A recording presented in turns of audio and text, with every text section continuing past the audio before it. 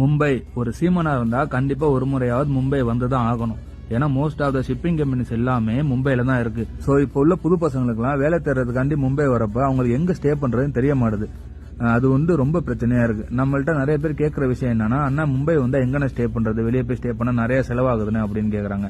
ஆக்சுவலா மும்பைல மஸ்ஜித் அப்படின்ற ஒரு இடம் இருக்கு. அந்த ஸ்டேஷன்ல நீங்க இறங்கினாலே அதுக்கு பக்கத்திலேயே நமக்கு இந்தியன் சீமென்ஸ் ஹாஸ்டல் அப்படின்னு ஒரு ஹாஸ்டல் இருக்கும். கூகுள் மேப்ல போட்டாலே வந்துடும். நம்ம அதை பார்த்து போயிடலாம். இங்க சிடிசி மட்டும் இருந்தா போதும், நம்ம இங்க ஸ்டே பண்ணிக்கலாம். ஒரு நாளைக்கு 50 rupees தான் சார்ஜ் பண்ணுவாங்க.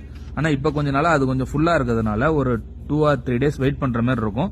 இந்த ஹாஸ்டலை சுத்தி நிறைய டார்மெண்ட்ரி இருக்கு. உங்களுக்கு என்ட்ரி பாஸ் கிடைக்கிற வரைக்கும் அந்த டார்மெண்ட்ரியில நீங்க வெயிட் பண்ணிக்கலாம்.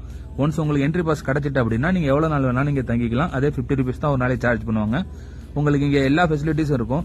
அது இல்லாம இங்க உள்ள யூனியன்ல நீங்க மெம்பர் ஆயிட்டீங்க அப்படின்னா ஒரு நாளைக்கு 100 rupeesக்கு ஃப்ரீயா ஃபுட்டும் ப்ரொவைட் பண்றாங்க. இது நிறைய பசங்களுக்கு தெரிய மாட்டுது. சோ தெரியாத பசங்களாம் இதை யூஸ் பண்ணீங்க.